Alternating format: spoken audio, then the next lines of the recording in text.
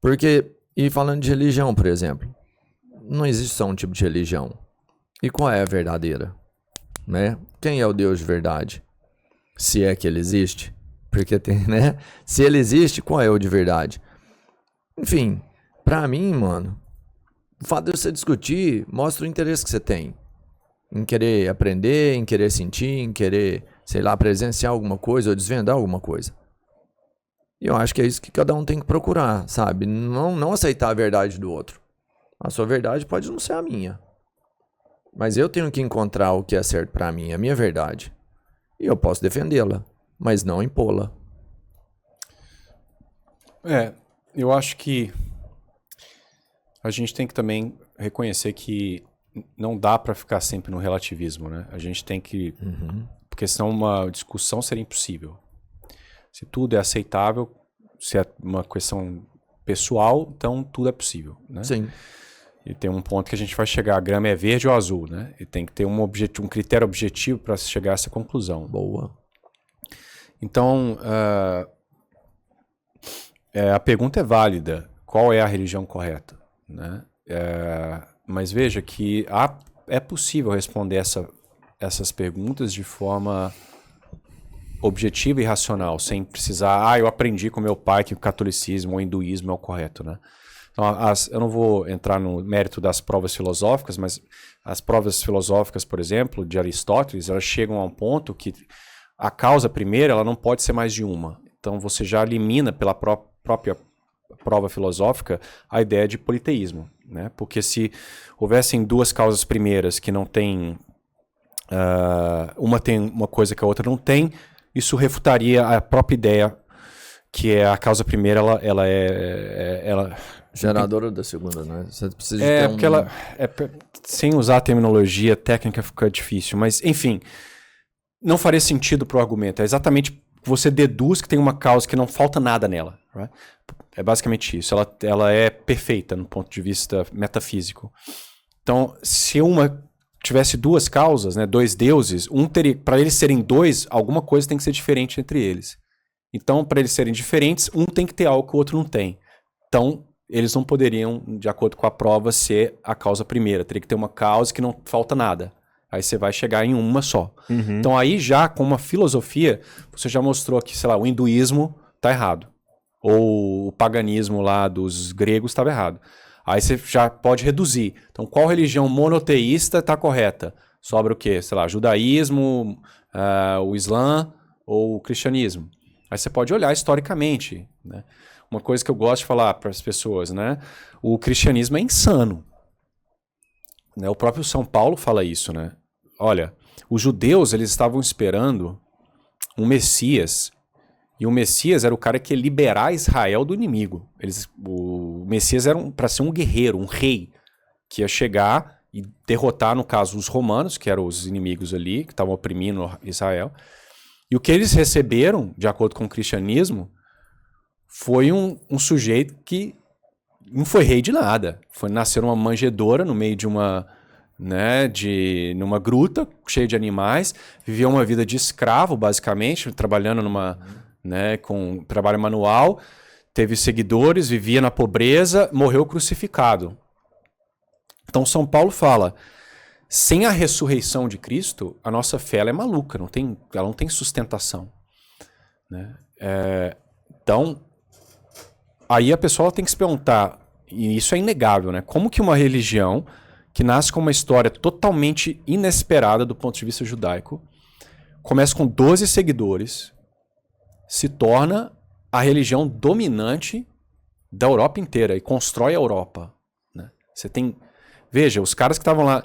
eles estavam tentando inventar historinhas, era uma mentirada, era para ganhar o quê? Porque todos os apóstolos, com exceção de São João, morreram mortes horrorosas. Né? Ou torturados... crucificados de cabeça para baixo, e essa religião teoricamente maluca de um Deus que vira homem e é crucificado, se espalha pelo mundo. Nós estamos aqui por causa, de certa forma, do catolicismo, né?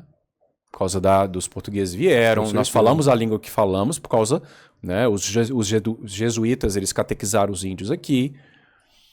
Então, pera lá. Aí você tem que se perguntar do ponto de vista histórico. Isso é o quê? Uma contingência, um acidente da história? Que uma religiãozinha desse tamanho converteu o Império Romano? Construiu a civilização ocidental? Gerou as universidades, aquilo que eu já havia dito? Aí você começa a pensar, esses apóstolos acreditavam em alguma coisa, meu. E então, tem como você abordar essas questões de forma racional? Porque a pessoa, o cara que não pensa muito sobre o assunto, ele acha que o sujeito tem fé porque ele aprendeu lá com o pai dele, foi criado numa família católica, ele nunca questionou nada, aprendeu lá a Bíblia, leu uns versículos, decorou, vai na missa no domingo, reza lá de olho fechado um pouquinho, vai tomar cerveja e esqueceu que Deus existe e continua o dia. Tem como você abordar essas coisas de forma racional. E eu convido os senhores a fazê-lo, né? Porque é algo transformativo e importantíssimo. Porque se existe um Deus, e ele é uma inteligência, porque certamente o é, se ele é um Deus, né, criador, não faria sentido que ele fosse mais estúpido que nós. E ele é o criador, ele quer ser conhecido, e ele quer que a gente o conheça bem. E ele teria deixado formas para nós o conhecê-lo.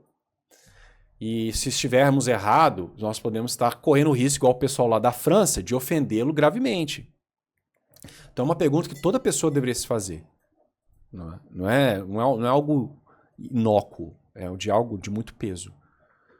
Então, o sentimento que os senhores escreveram é importante, mas eu falei lá no início, Deus é racional. Ele é a causa, ele é o logos, ele é a razão de tudo. Então vocês podem aproximar dessa questão não só com essa intuição que a gente tem. A intuição não é o termo correto, né? Mas esse senso comum. Eu não posso estar aqui só para isso, né? Eu vou virar pó. Santo Agostinho já falava que há dentro do homem esse entendimento que nada aqui o satisfaz. Era a minha situação lá no início do ateísmo, né? Buscando prazeres mundanos. Você sabe, tem alguma coisa no homem que foi criado intuitivamente, você sabe, não, isso aqui não pode ser só isso.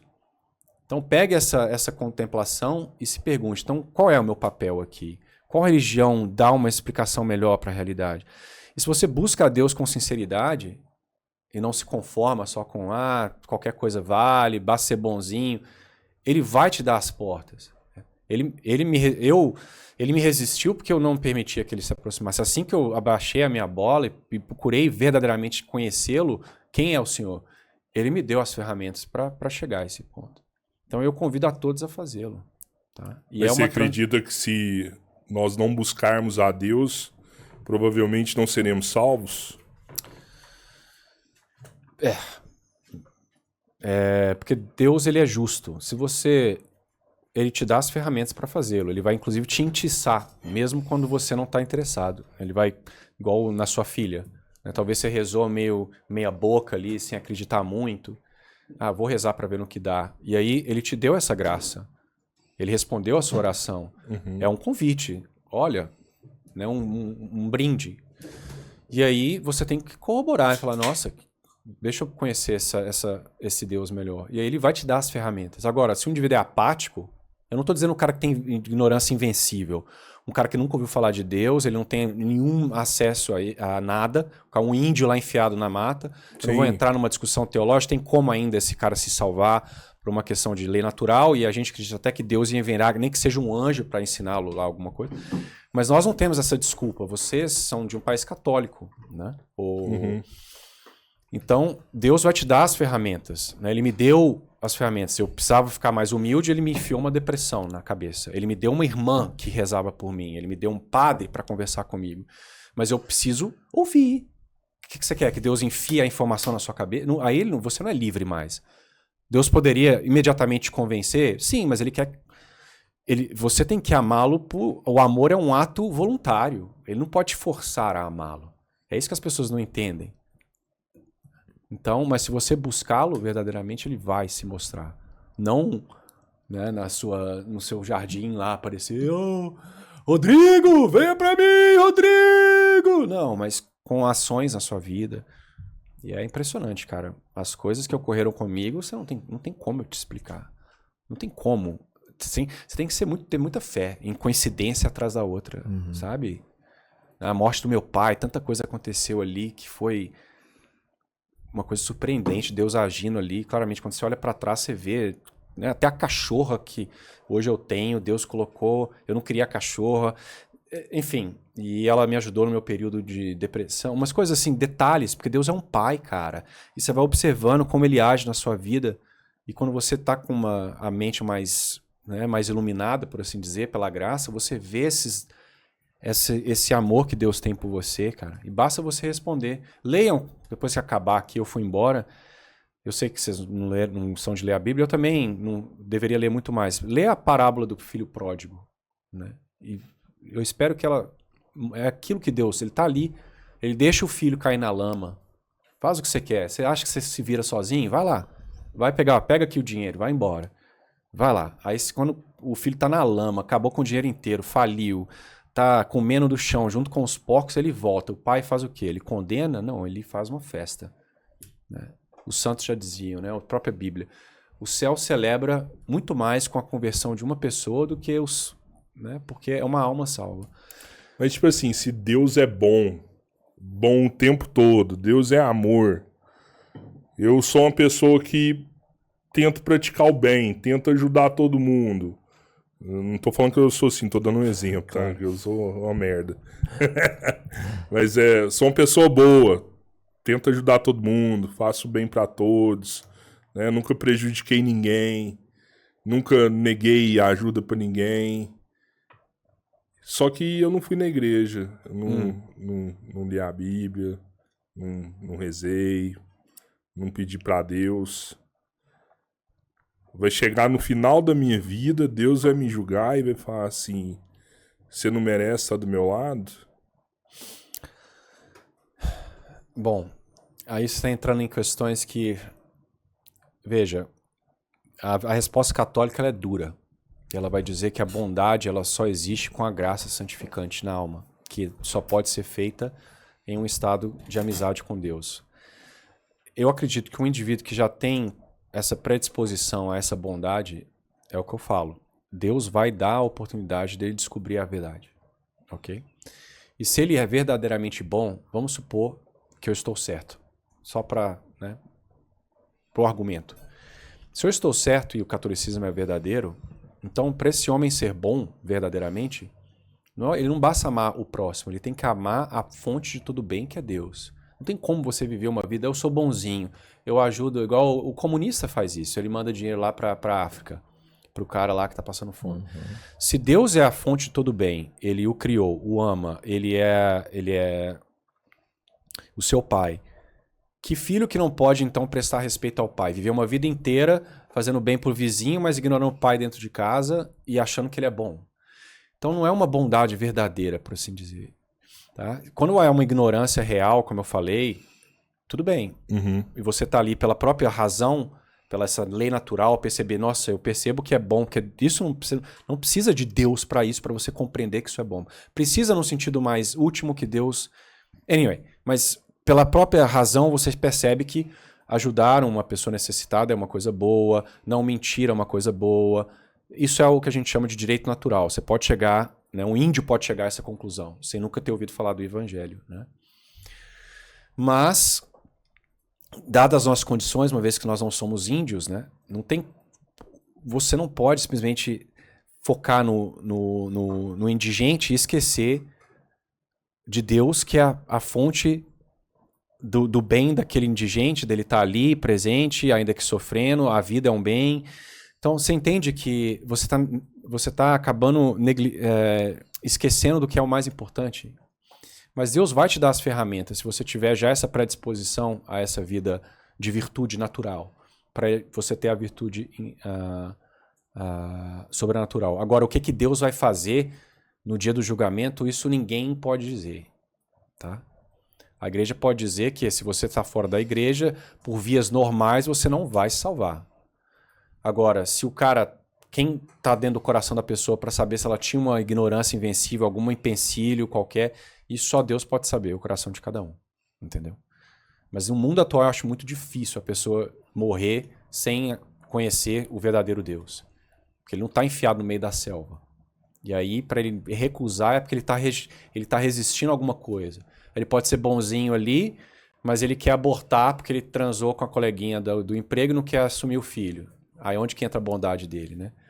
Ou ele não é aberto à vida de forma geral. Ou ele dá comidinha pro pobre, mas ele acha que vou sonegar um imposto demais, vou fazer isso, aquilo.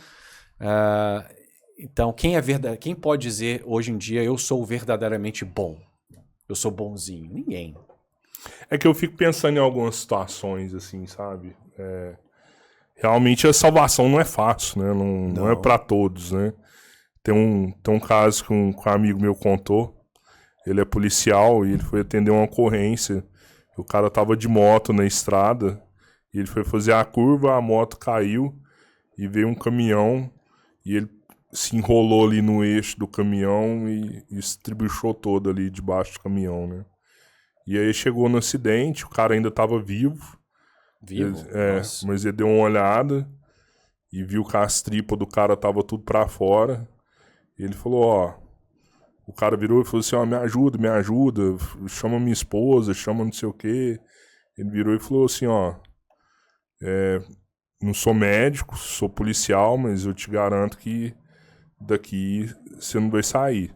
Se você quiser aproveitar aí os últimos minutos aí e se arrepender aí, pedir pra Deus te aceitar, eu vou te ouvir aqui.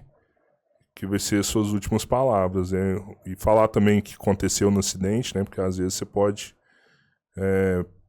não ferrar com o caminhoneiro, né? Aí ele pegou e falou, ó, a culpa foi toda minha ali, eu fui imprudente ali, eu causei acidente, né? Culpa do caminhoneiro. Fez uma oração com o cara, e aí depois da oração ele pegou e morreu. Aí eu fico pensando, falo, cara... Olha o que aconteceu no último minuto da vida dele. Os últimos 5 minutos de vida dele, um cara apareceu e falou assim, aceita Jesus como seu único salvador? O cara falou assim, aceito. E fez uma oração com o cara. Eu não sei o que esse cara fez durante a vida dele. Sim. Mas será que Jesus... Mas eu sei, mas o policial chegou ali como um anjo, mano. Ele foi levado, o policial. Será foi que Jesus não lá, vai aceitar esse cara? Não, sabe? mas... Não, mas tanto é que mandou o anjo pra salvar ele lá, falou aqui, ó, aceita. Pô. Mandou um anjo pra salvar ele, mano. Veja, a Bíblia é clara, né? Enquanto você estiver vivo, ainda há possibilidade de você se salvar. Né? Depois da morte não tem o que ser feito. Você vai para um lugar ou para o outro. Né? E para nós católicos tem o purgatório, mas o pessoal do purgatório, eles já estão predestinados ao céu. Né? Então você tem duas opções. Né? Agora, a contrição, o arrependimento, a conversão a Deus, ela pode ocorrer nos últimos minutos. Tá? Na Bíblia você tem o ladrão. Né? Ele se converte ali na cruz, né? E ele vai ao paraíso. Agora, há de se convir que é muito perigoso você deixar para o seu último momento, né? Porque não é toda hora que vai aparecer um policial lá para te salvar. Né? Não dizendo que necessariamente esse indivíduo foi salvo, mas tudo indica que ele recebeu uma providência divina ali. Né? Uhum. Então, é por isso que nós devemos viver uma vida de virtude para que a nossa morte seja boa, para que a gente não... Porque a tendência é que se você viver uma vida de erros e de loucura, não vai ser no seu último momento que você vai ter uma verdadeira conversão do seu coração e se entregar a Deus e virar cristão. Então é muito importante que a gente não deixe para o último minuto. É a coisa mais importante. Veja, mais uma vez, se o cristianismo está correto, essa vida é passageira. Nós somos feitos para a vida eterna.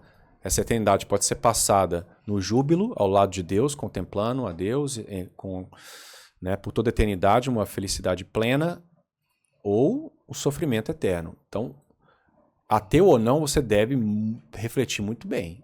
Não pode ser uma decisão leviana. Igual a minha. Deus é idiotice. Porque se você estiver errado, é a aposta de Pascoal, né? Não estou dizendo que isso é um argumento excelente, mas é algo para se refletir. A aposta de Pascal. Se você estiver errado, meu amigo, se eu estiver errado e o ateu estiver certo, a gente vai para o mesmo lugar. Vamos virar pó, ótimo. O que até faz você perguntar por que ateu fica querendo converter cristão para o ateísmo. Se todo mundo vai virar pó, que diferença faz se o cara é cristão ou não é? E cristão, do ponto de vista evolutivo, tem até mais filho, então está se dando melhor, na maioria dos casos. Mas se eu estou certo, o ateu tem muito a se preocupar. Então você tem que refletir um pouquinho. Não é uma questão que você pode botar de lado. E faça antes que as suas tripas estejam amarradas lá no carro do caminhão, no pneu do caminhão. Mas você não acha isso injusto, não? Igual essa parada do ladrão, assim, igual você. Você é muito melhor do que eu. Você é um cristão, você vai na missa, você ora, lê a Bíblia, tudo, né? Eu não.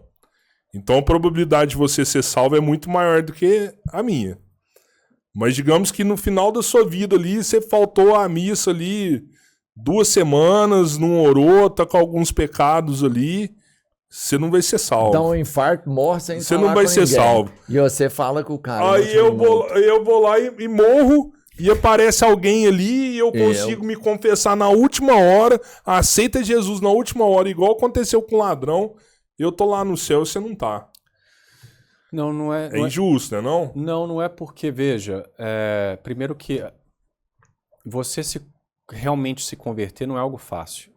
Então você pode ter cara, só pedir o perdão não é o suficiente. não, né? você tem que ter uma contrição real. Você tem que se sentir arrependido pelos seus pecados e, né, você tem que confessá-los. No caso do catolicismo, você tem que ter uma... Óbvio, a gente acredita que os sacramentos são necessários, mas né, caso não tenha, Deus ele pode ir além dos sacramentos, né? Então o correto é que para você ter os pecados enquanto eu, católico praticante, para eu ter meus pecados perdoados, eu tenho que ir a um padre me confessar. Tá? Não basta igual o protestante acredita que eu lá no meu quarto eu tô arrependido, me perdoa. Eu preciso, né, o padre tá lá em persona. De uma missa, você tem que estar na missa. O padre pode ser fora da missa, o padre pode sentar comigo ali, mas se ele for um padre validamente ordenado, eu tiver verdadeira contrição dos meus pecados, falar os meus pecados, não esconder nada, e o padre fazer a fórmula correta, dizer eu te absolvo em nome do Pai, do Filho e do Espírito, meus pecados são perdoados. Agora, se num caso extremo eu estou para morrer e não tem um padre presente, mas eu tenho um arrependimento verdadeiro, Deus, obviamente, ele não está, não tinha um padre. Sim. Não, ele pode, obviamente, passar por cima do sacramento, porque ele não está preso ao sacramento. Mas na maior parte dos casos ele faz aparecer uma pessoa lá, um padre, tá um padre passando, você tá lá morrendo, o padre te confessa, né? E se aparecer o Papa? Pode confessar também. Pode? O Papa é válido? Ele é um bispo, o atual, né? Papa agora? Pode. Mesmo Papa Você ruim... não tem esse problema com esse Papa, não? Tenho, mas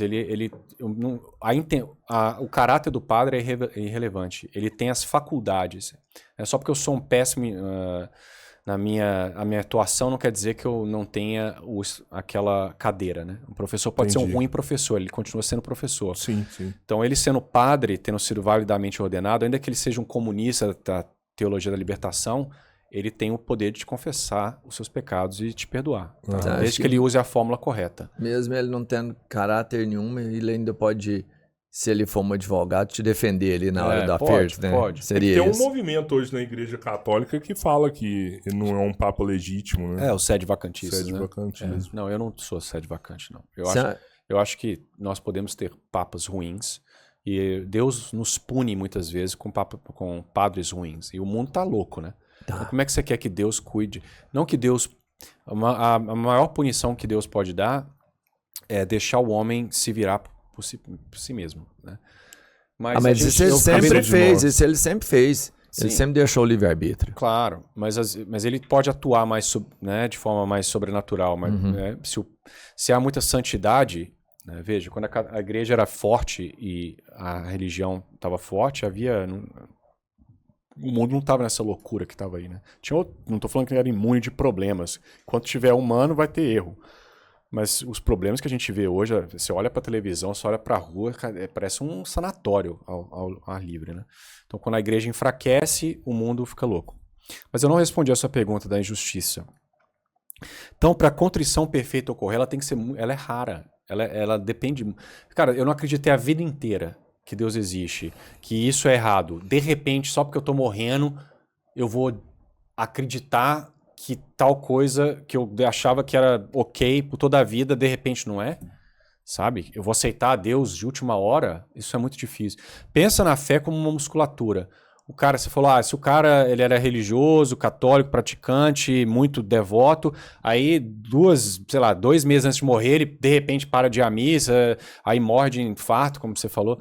Cara, é igual um músculo. Ele ainda tá forte. É um músculo. A sua fé é um músculo. Você tá sempre, continuamente vivendo uma vida de virtude. A probabilidade de você, de repente, surtar e parar e seu músculo, né, está atrofiado de repente, ela é muito menor do que um cara que não teve musculação a vida inteira, tá lá fraco, aí de repente, para não morrer, ele tem que ser capaz de levantar um peso altíssimo para não cair em cima dele, entendeu? Então, todo mundo tem a possibilidade de se salvar. E Deus vai dar as ferramentas necessárias para cada um, entendeu? Então, nós temos que acreditar que se Deus existe, ele é a justiça perfeita. Então não tem como ele agir de forma injusta. Entendeu? Deus, ele usa as pessoas de várias formas. Claro.